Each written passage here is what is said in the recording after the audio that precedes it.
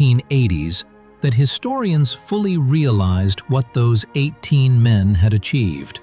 In 1981, Buch and his surviving men were finally recognized. His platoon became one of the most decorated units of World War II, receiving every honor the nation could give.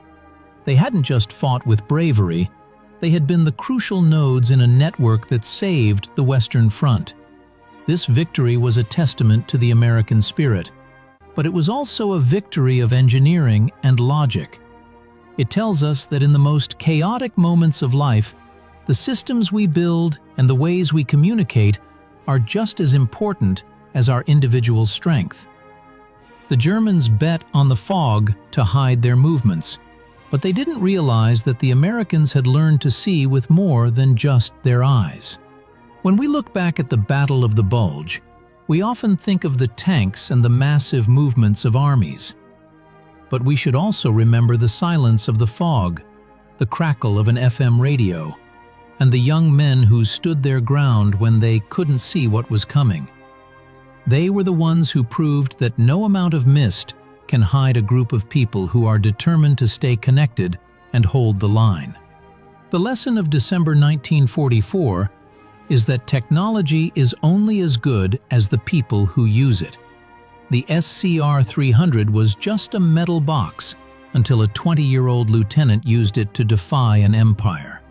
The math of the Fire Direction Center was just ink on paper until it was used to protect a frozen ridge in Belgium.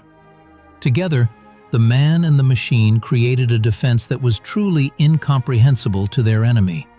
If you have a connection to this history, if your father, grandfather, or uncle served in the Ardennes, their stories are the true archives of this war.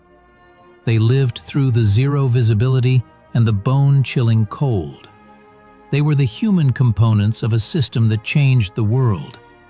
We owe it to them to remember not just that they fought, but how they fought, with intelligence, with coordination, and with a refusal to be blinded by the fog of war. As we conclude this look into the invisible network, consider the challenges we face today. Much like the soldiers in 1944, we often find ourselves in situations where the fog of misinformation or chaos makes it hard to see the path forward. The solution remains the same. Stay connected, rely on the facts, and trust in the systems of coordination that bring us together. The story of the Lanzarote Ridge and Elsenborn is a reminder that